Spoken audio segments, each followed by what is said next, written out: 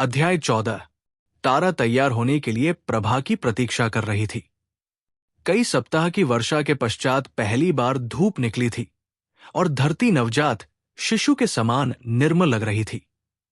सूर्य आंगन में इकट्ठे हुए पानी में अपनी चमक बिखेर रहा था और दूर कहीं झरनों के पानी की गर्जना सुनाई दे रही थी। यहां तक कि चट्टानों और वृक्षों की काली छाल भी हरियाली आ गई थी। तारा उत्तेजना से भरी महसूस कर रही थी, क्योंकि बाली ने उसे मिलने के लिए संदेश भिजवाया था। इससे वो रोमांचित हो उठी थी कि उसने संकट के समय उसके संबंध में सोचा था। प्रभा अपने केश समेटती और अपनी पोशाक को व्यवस्थित करती हुई आई।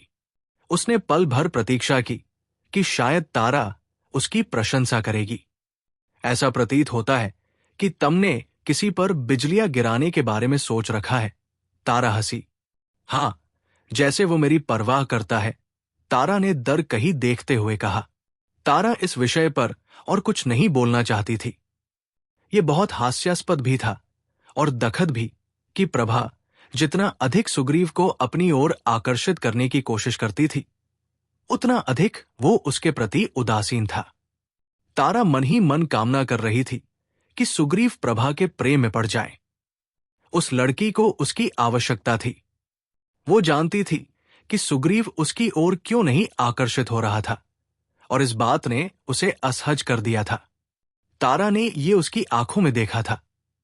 जिस तरीके से वो उससे बात करते हुए गड़बड़ाता था, जिस तरीके से वो उसकी ओर देखता था, उससे उसे सब पता चल जाता था।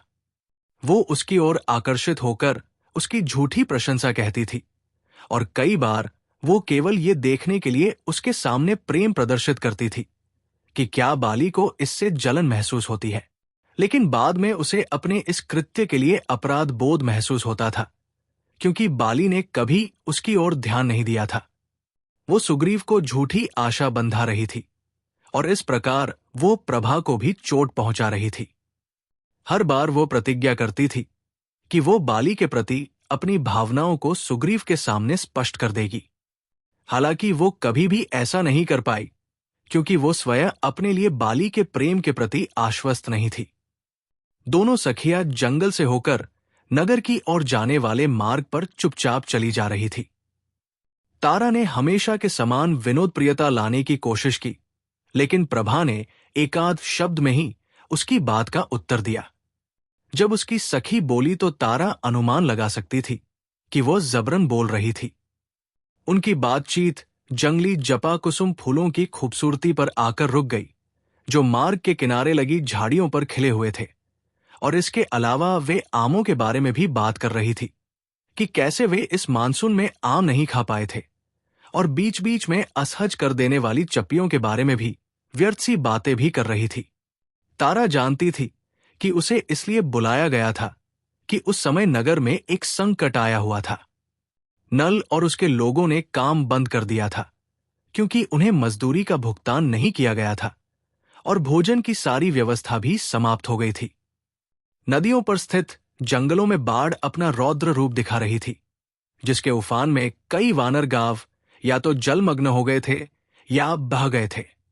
वहां इस कारण महामारी फैल गई थी, और उसके पिता दरदराज के गांवों में लोगों का उपचार करने निकल गए थे। वहां अफवाहें फैली हुई थी कि दासों का व्यापार करने वाले लोग इस स्थिति का लाभ उठाने के लिए वहां आ रहे थे। वहां इतने अधिक लोग बेघर हो गए थे कि दासों की खोज करने की कोई आवश्यकता ही नहीं थी। वानर अपने परिवार के लिए भोजन जुटाने की जुगत में स्वयं ही दास बनने को तैयार थे। कुछ लोगों ने चावल के एक कटोरे के बदले ही अपने बच्चों को बेचना शुरू कर दिया था। श्रमिकों ने अब तक जितना काम किया था, वे उसका भुगतान तुरंत चाहते थे, ताकि वे अपने गांव में भूख से तड़पते अपने परिवार के लिए भोजन की व्यवस्था कर सकें। उनमें से कई श्रमिकों ने दूरदराज के गांवों में अपने परिवार के सदस्यों को खो दिया था, और उन्हें उनके अंतिम संस्कार के लिए धन की आवश्यकता थी। वानर परिषद के प्रमुखों ने इस संकट का लाभ उठाया और एक अफवाह उड़ा दी कि देवता वानरों से उनके अहंकारपूर्ण व्यवहार के लिए क्रुद्ध हो गए थे। वानरों के जीवन का एक ही उद्देश्य था, दूसरों का दास होना। यदि वानर लोग अपना एक नगर बना रहे थे तो ये देवताओं के प्रति एक चुनौती के समान था। इससे क्रुद्ध होकर ही देवताओं ने वानरों पर बाढ़ और अकाल जैसे प्रकोप ढाए थे, ताकि पृथ्वी पर वानरों को उनका सही स्थान दिखाया जा सके। इससे कई वानर नगर छोड़कर चले गए थे और कड़ियों ने परिषद के प्रमुखों से इसके लिए क्षमा याचना की थी। नगर निर्माण का कार्य पूरी तरह से थम गया था। इस समय तारा को अपने पिता को अकेले न जाने देकर उनके साथ जाना चाहिए था, लेकिन उसने कुटिया में ही रुकने का निर्णय लिया था। संकट की इस घड़ी में तारा को अपनी छोटी छोटी समस्याओं को भूल जाना चाहिए था। हालांकि कभी कभी उसे अपराध बोध होता था, लेकिन वो ऐसे असहज विचारों के स्थान पर दिवास्वप्न देखना सीख गई थी। प्रेम ने उसे स्वार्थी और आत्म केंद्रित बना दिया था। एक तरफा प्रेम और एक मधुर परिणाम के अनुमान ने उसके जीवन को एक स्वप्न जैसा बना दिया था, जैसे कि वो हवा में उड़ रही हो। जब प्रभा और तारा अर्थनिर्मित नगर के द्वार पर पहुंचे तो वो वहां की हवा में ही जैसे उक तनावसा मौजूद था, जिसे तारा भली भांति महसूस कर सकती थी। सारे श्रमिक नगर के द्वार पर जमा थे। उन्होंने तारा और प्रभा की ओर ऐसे देखा जैसे वे उनकी शत्रु हों। श्रमिकों की भीड़ में से किसी ने उन पर भद्दी सी टिप्पणी की और तारा के कान गुस्से और शर्म से जल उठे।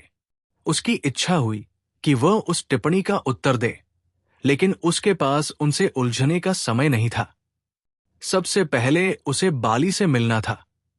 जब उसने किष्किंधा में प्रवेश किया, सुग्रीव नल के साथ किसी प्रकार की बहस में उलझा हुआ था। वे एक विशाल अर्धनिर्मित स्तंभ के पास खड़े थे। सुग्रीव उसे देखकर चुप कर गया। उसके हावभाव नरम पड़ गए। तारा, तुम?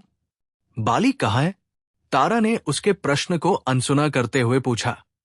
सुग्रीव का चेहरा एकदम उतर गया। उसने एक गुफा की ओर संकेत किया, जो पश्चिम दिशा में एक चट्टान को काटकर बनाई गई थी। वो बिना एक भी शब्द बोले उस ओर बढ़ गई। वो महसूस कर सकती थी कि सुग्रीव पीछे से उसकी ओर टकटकी लगाए देख रहा होगा। सुग्रीव और नल की बहस उम्र हो उठी थी, इतनी उग्र कि जब वो पत्थर की सीढ़ियों पर चढ़ रही थी, तब भी उन दोनों की कठोर आवाजों से वो परेशानी महसूस कर रही थी।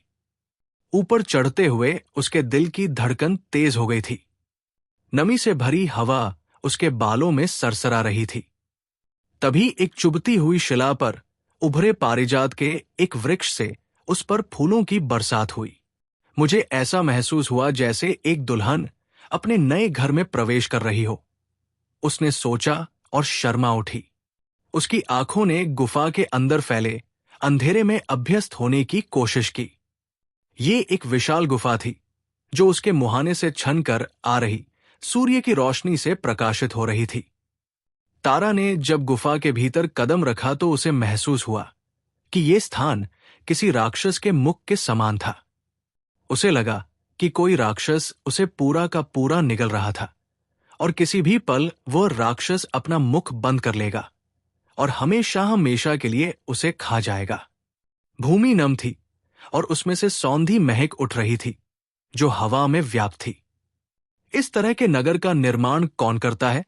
हालांकि उसने श्रमिकों को पहाड़ों से पत्थर तोड़ते देखा था। वो अपने जीवन में पहली बार किसी गुफा में प्रवेश कर रही थी। तारा ने बाली का नाम पकारा और गुफा में बाली का नाम कई बार प्रतिध्वनित होने से वो स्तब्ध रह गई।